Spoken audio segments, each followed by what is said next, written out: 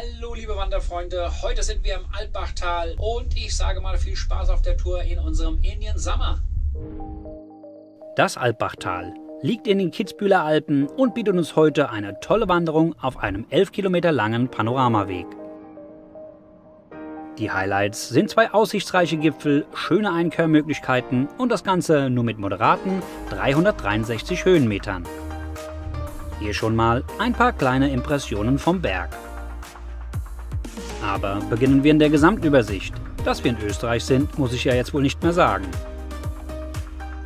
Die Einfahrt ins Alpbachtal liegt in etwa zwischen Innsbruck und Wörgl, über die Autobahn A12 Ausfahrt Brixleck. Das Nachbartal ist übrigens das Zillertal. Unsere Wanderung startet an der Bergstation der Widersberger Hornbahn, geht über die Hornalm zum Gipfel des Standkopfs und erst beim Rückweg noch über den Gipfel des Widersberger Horns. Bevor wir aber loswandern, noch ein paar Infos zum Randgeschehen. Geparkt haben wir am Gondelparkplatz Widersberger Hornbahn.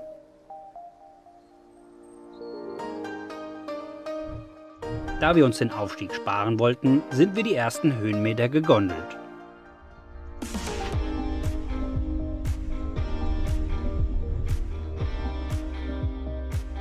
Ein Ausschnitt dieser Wanderung ist der Panoramaweg, den wir hier fast komplett mit in unsere Tour eingebaut haben.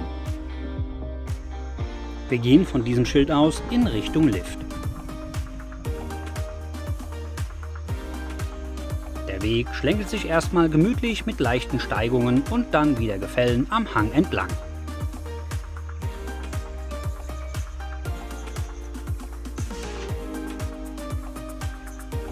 Hier sieht man schon die Spitzen der Saagtaler und nach rechts hoch das Widersberger Horn.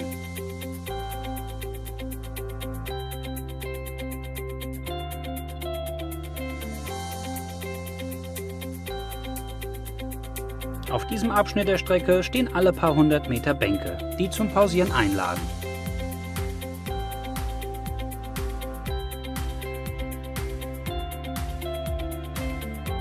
Der erste Zwischenstopp ist die Hornalm und von hier gibt es drei Optionen. Die erste ist einfach den Panoramaweg weiter und dann automatisch um das Widersberger Horn herum bis wieder zur Bergstation. Das Ganze sind dann nur 4 Kilometer und 195 Höhenmeter und dauert nur 1,5 Stunden. Die zweite Option von hier aus ist schnell hoch und runter auf das Widersberger Horn und dann den Panoramaweg wie in Option 1 beschrieben weiterwandern, was dann aber 250 Höhenmeter sind und etwa 2,25 Stunden dauert. Die dritte Option ist unser Weg, der über den Grat zum Gipfel des Standkopfs geht. Hier sollte die Kondition und Trittsicherheit schon besser sein als auf den ersten zwei Möglichkeiten.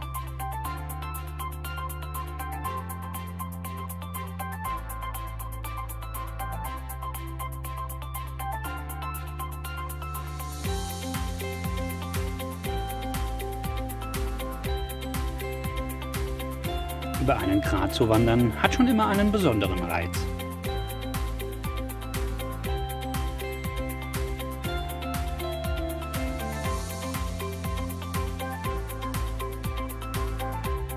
Aus dieser Perspektive hinter Anja sehr schön zu sehen, das Zillertal.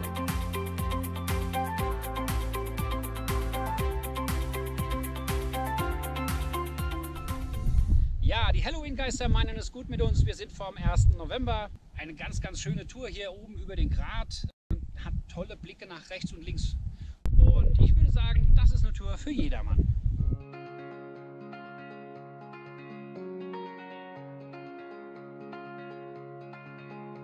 Hier im Überflug gewinnt man einen schönen Eindruck über den Streckenverlauf. Über den Grat ist es, im Vergleich zum ersten Teilabschnitt, zwar insgesamt etwas mehr verblockt, aber für einen durchschnittlichen Wanderer immer noch ohne Probleme machbar.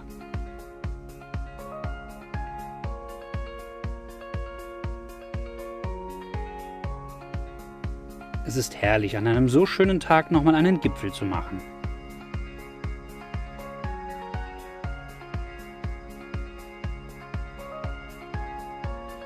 In den Hängen liegt schon der erste Schnee.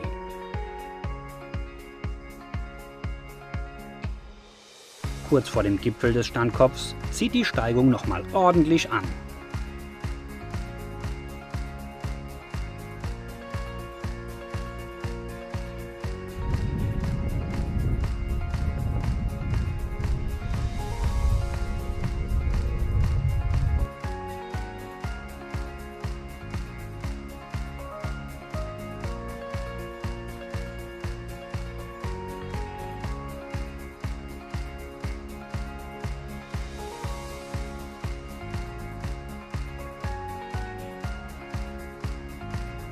Und dann haben wir es geschafft.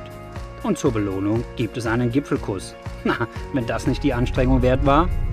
Hier schon ein Blick auf den Gipfel, der uns noch auf dem Rückweg erwartet. Den Weg kennt ihr ja schon, deswegen nur ein paar kleine Ausschnitte, bevor wir wieder an der Hornalm ankommen. Hier in der Ferne schön zu sehen der Achensee und rechts davon das Rofangebirge.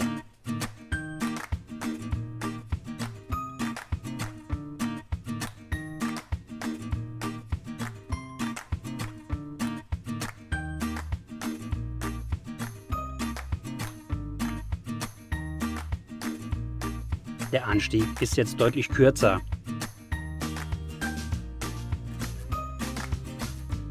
Und 15 Minuten später stehen wir oben auf dem Gipfel des Widdersberger Horns. Von hier aus sieht man sogar die Stubaier Alpen. Dieser letzte Abschnitt ist jetzt wieder deutlich stärker frequentiert, da wir schon fast wieder an der Bergstation zurück sind. Die letzten Meter sind gemacht und verdientermaßen gibt es noch eine Erfrischung an der Dauerstor Alm.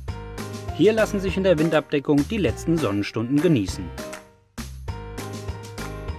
Ich hoffe, euch hat unsere Wanderung gefallen und wenn ja, lasst mir gerne ein Like da und bestenfalls macht ein Abo.